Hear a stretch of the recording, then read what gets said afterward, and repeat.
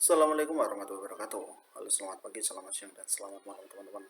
Perkenalkan dengan saya Muhammad Rizky dengan NIM 2018-53045. Oke, di sini saya akan menjelaskan tentang materi ke-9 dari AUSI, yaitu pengendalian sistem informasi. Next, overview. Jadi bisa dianggap di sini ada sebuah perusahaan, dan perusahaan tersebut di dalamnya ada beberapa divisi. Dan salah satu divisinya yaitu divisi TI atau IT, yang tugasnya yaitu mengembangkan sistem informasi, mendevelop coding program ataupun mengaudit. Apakah divisi IT bisa membantu meningkatkan kinerja perusahaan? Di sini terdapat sebuah proses audit. Outputnya yaitu satu, nilai maturity level 1-5. Dua, rekomendasi. Jadi di sini maksudnya yaitu divisi IT dapat memberikan rekomendasi kepada perusahaan terkait bagian divisi mana saja yang perlu diperbaiki atau dikembangkan, mungkin dikarenakan di dalam perusahaan menggunakan sebuah sistem informasi yang kompleks, ada SIM dan SIA, DDS ataupun ACE. Divisi IT sendiri itu continuous improvement, yaitu memiliki tujuan untuk melakukan pengembangan yang lebih baik bagi perusahaan ke depannya, entah dari sisi produksi, penjualan ataupun lainnya gitu. Selanjutnya, COVID framework. Jadi di sini sudah pernah kita bahas di materi sebelumnya, materi yang lalu, IT resource, IT processing, IT recruitment atau kebutuhan bisnis, komponen bisnis yang dikelola oleh perusahaan. Selanjutnya, slide keempat. Ya, bisa diulang lagi. Jadi di sini ada 4 domain COVID yang terdapat dalam perusahaan. Ada yang pertama yaitu planning and organizing atau PO. Dan yang kedua ada AI atau acquisition and implementation. Yang ketiga ada DS, delivered support. Dan semuanya itu diarahkan ke ME atau monitoring and evaluate. Oke, selanjutnya slide kelima. Pengendalian sistem informasi transaksi keuangan. Oke, jadi di sini secara tidak langsung ini berhubungan dengan SIA atau sistem informasi akuntansi. Bagaimana transaksi keuangan dicek, dikontrol, apakah mendapatkan profit ataukah tidak, menguntungkan perusahaan ataukah tidak, sehingga kedepannya dapat dievaluasi seperti di bagian penggajian karyawan mungkin, atau penggandaan barang, produksi, promosi, atau lainnya. Seperti itu. Selanjutnya slide ke-6. Sistem informasi transaksi keuangan.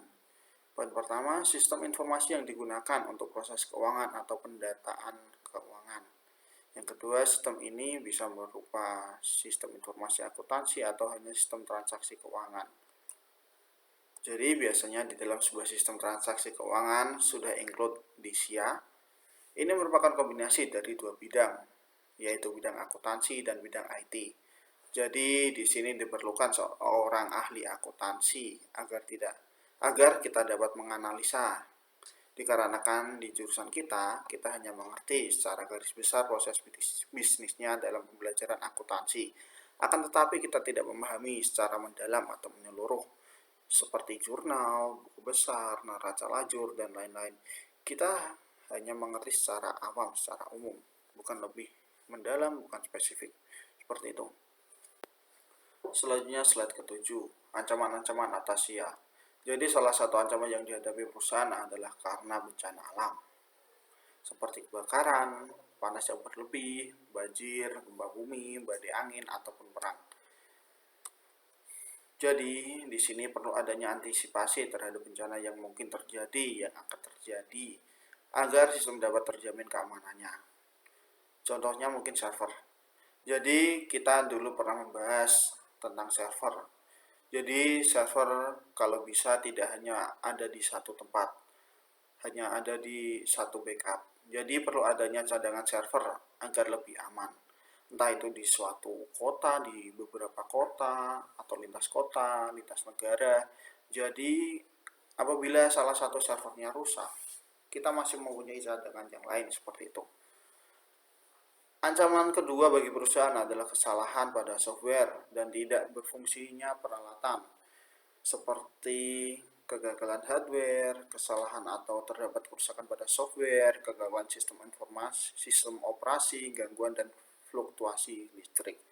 Jadi perlu adanya pengontrolan baik dari hardware, software maupun yang lainnya, seperti itu. Terus poin biasanya ruangan server terdapat sebuah cadangan listrik, entah seperti genset.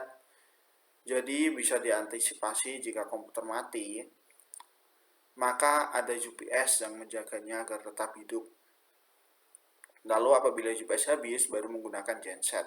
Ini tidak boleh sampai mati, dikarenakan dapat membuat sistem down, sistem tidak bekerja, dan bisa menyebabkan kerusakan baik software maupun hardware apabila itu terjadi sering. Banyak terjadinya seperti itu. Selanjutnya, kesalahan selanjutnya yaitu kesalahan pengiriman data yang tidak terdeteksi. Jadi perlu adanya pengecekan oleh auditor agar data yang dikirim tidak salah. Selanjutnya slide ke-8. Ancaman selanjutnya adalah ancaman ketiga bagi perusahaan adalah tindakan yang tidak disengaja seperti kecelakaan yang disebabkan kecerobohan manusia, kesalahan tidak sengaja karena teledor, kehilangan. Bisa seperti pencurian ataupun kehilangan, seperti itu. Kesalahan logika, mungkin programmer salah membuat program atau lainnya. Sistem yang tidak memenuhi kebutuhan perusahaan. Ini semuanya merupakan human error, sehingga dalam mata kuliah audit ini diingatkan kembali bahwa ada supply chain management atau alur kinerja dari awal sampai akhir perusahaan. Jadi di sini semua komponen harus memenuhi kebutuhan perusahaan, seperti itu. Ancaman keempat yang dihadapi perusahaan adalah tindakan disengaja seperti sabotase, penipuan komputer, penggelapan. Jadi perlu adanya perhatian dan kehati-hatian. Antisipasi atau perlindungan seperti menggunakan firewall. Apa sih firewall itu? Jadi firewall adalah sebuah software yang dipasang guna menutup celah agar hacker tidak bisa masuk. Fungsinya memblok IP asing dari luar perusahaan yang mencoba masuk ke perusahaan. Jadi perusahaan itu bisa aman dari pihak luar yang ingin menjebol, seperti itu. Selanjutnya slide ke-9. Mengapa ancaman-ancaman SIA meningkat? Peningkatan jumlah sistem klien atau server memiliki arti bahwa informasi tersedia bagi para pekerja meningkat.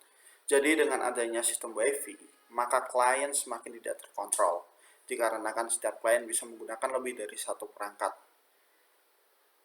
Kalau di sebuah perusahaan mengembangkan jaringannya menggunakan kabel, maka itu masih bisa terkontrol, karena tanpa terhubung kabel, klien tidak dapat terhubung.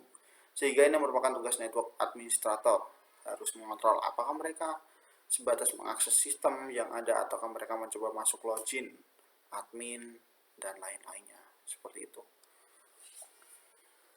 Oleh karena LAN dan sistem klien atau server mendistribusikan data ke banyak pemakai, mereka lebih sulit dikendalikan.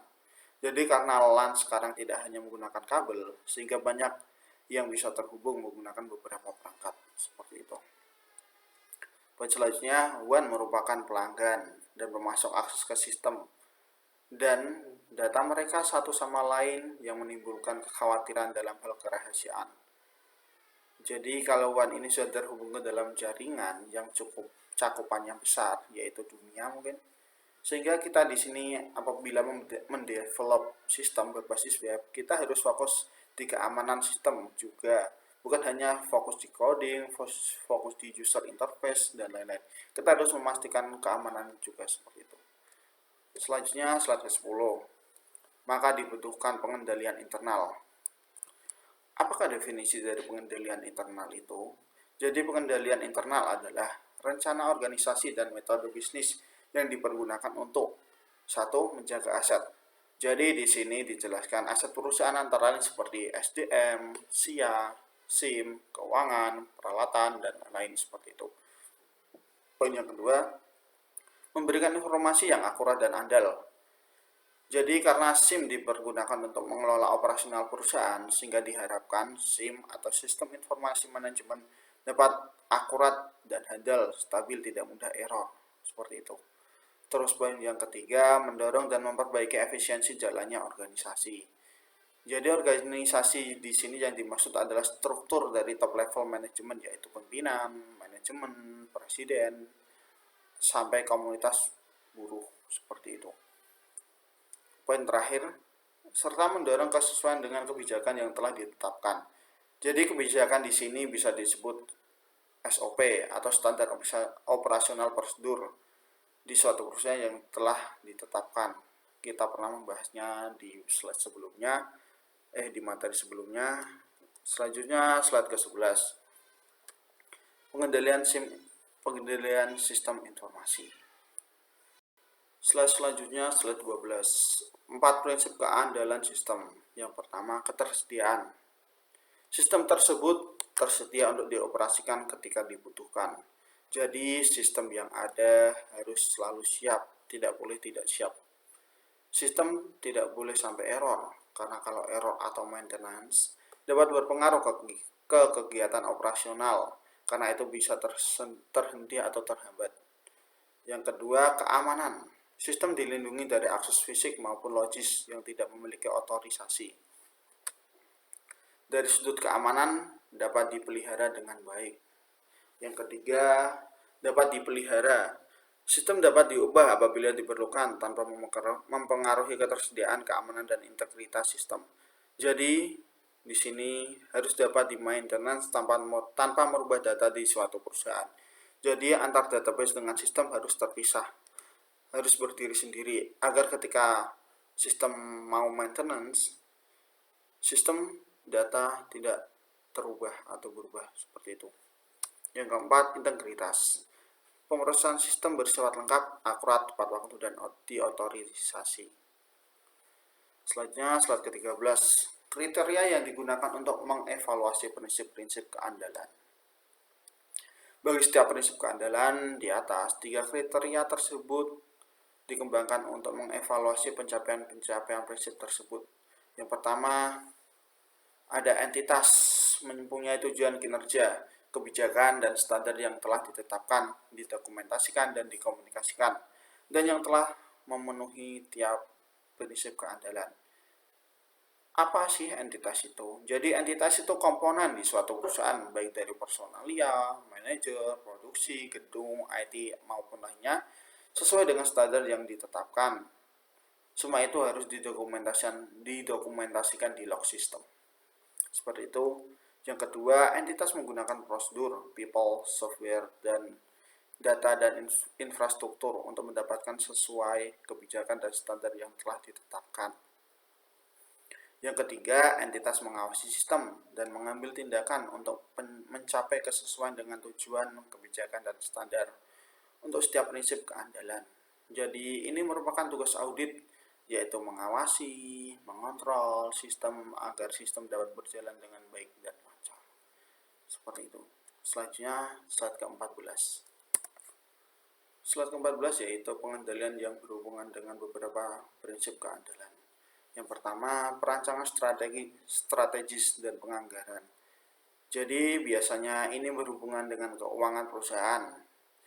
Jadi di perusahaan setelah diaudit dalam 1 tahun, ternyata di divisi A dan B butuh pengembangan. Itu termasuk ke dalam pemasukan perencanaan. Dan dalam perencanaan ini termasuk berakibat ke dalam penganggaran. Seperti itu. Yang kedua, mengembangkan rencana keandalan sistem. Jadi sistem yang telah berjalan lalu diaudit, apa aja sih kekurangannya, lalu dikontrol dan dikembangkan lagi tanpa merubah database yang sudah ada. Sehingga data tersebut tidak berubah. Apabila berubah nanti datanya bisa tidak valid. Bisa menjadi miskomunikasi antar data, antar perseorangan, dan lain-lain seperti itu. Yang ketiga, dan melaksanakan dokumentasi. Dokumentasi ini merupakan log-log di dalam sistem berbentuk report atau laporan, dokumentasi yang nantinya dibaca oleh pimpinan perusahaan. Seperti itu. Selanjutnya, slide ke-15. Pengendalian yang berhubungan dengan beberapa prinsip keandalan. Dokumentasi yang dapat diklarifikasikan menjadi 3 kategori dasar, yaitu dokumentasi administratif, mendeskripsikan standar dan prosedur untuk pemrosesan data. Jadi ini dokumentasi dari suatu sistem. Selanjutnya dokumentasi sistem mendeskripsikan setiap sistem, aplikasi dan berfungsi utama pemrosesannya. Ini bagian dari sebuah proses. Selanjutnya dokumentasi operasional mendeskripsikan hal apa yang dibutuhkan untuk menjalankan sebuah program. Jadi ini semua adalah dokumentasi sistem. Yang pertama untuk prosedur dan proses data, yang kedua adalah fungsi dari aplikasi sistem itu sendiri. Yang ketiga adalah kebutuhan apa aja yang dibutuhin untuk menjalankan software, program, aplikasi sistem informasi tersebut. Seperti itu.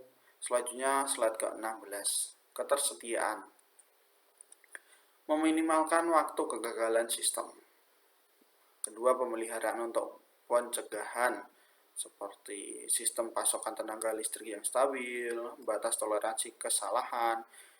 Jadi di sini merupakan ketersediaan untuk meminimalkan kegagalan di suatu sistem. Seperti itu, entah seperti listrik sebagai komponen utama yang diperlukan sehingga suatu sistem berjalan dengan baik agar tidak terhambat atau mati. Jadi perusahaan harus menyiapkan genset atau UPS atau unit power supply dengan skala yang besar agar proses produksi terus berjalan dengan baik, seperti itu, agar prosesnya tidak terhambat, tidak berhenti di tengah jalan, seperti itu. Rencana pemulihan dari bencana. Jadi ketika ada bencana, maka perencanaan untuk pemulihannya seperti apa? Itu yang perlu dipertanyakan. Meminimalkan gangguan, kerusakan, dan kerugian. Memberikan cara alternatif memproses informasi untuk sementara waktu. Meneruskan jalannya operasi normal sesegera mungkin.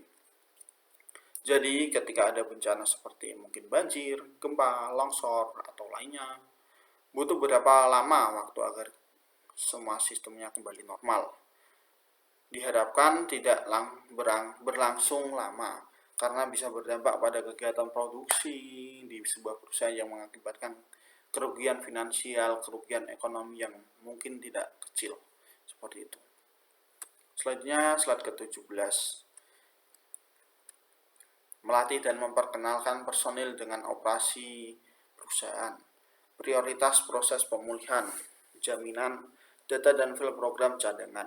Jadi di sini SDM dilatih agar bisa mengoperasikan sistem secara tepat dan cepat. Apabila ada bencana, proses pemulihannya seperti apa? Terdapat backup dan restore agar data yang di backup terakhir dapat digunakan kembali ketika mengalami kerusakan data di dalam sistem. Seperti itu. Pengaman elektronis, konsep rekonstruksi bertingkat, prosedur pengulangan, penugasan khusus. Jadi di sini merupakan ketersediaan yang harus diadakan di suatu perusahaan. Selanjutnya fasilitas cadangan komputer dan telekomunikasi. Jadi backup data dan server tidak dilakukan hanya di satu tempat, melainkan perlu ada di tempat lain. Selanjutnya uji dan revisi periodik. Dokumentasi yang lengkap. Semua ini ketersediaan di suatu perusahaan untuk meminimalisir proses produksi yang terhenti. Selanjutnya slide ke-18. Mengembangkan rencana keamanan. Mengembangkan dan memperbarui terus-menerus rencana keandalan yang komprehensif adalah salah satu pengandalan penting yang dapat diidentifikasi oleh perusahaan. Pertanyaannya adalah apa yang dibutuhkan? Siapa yang dapat mengakses informasi? Kapan mereka dibutuhkan? Di sini merupakan pengembangan rencana keamanan antara lain siapa saja yang membutuhkan, siapa saja yang mengakses. Seperti itu. Selanjutnya pada sistem yang mana informasi berada.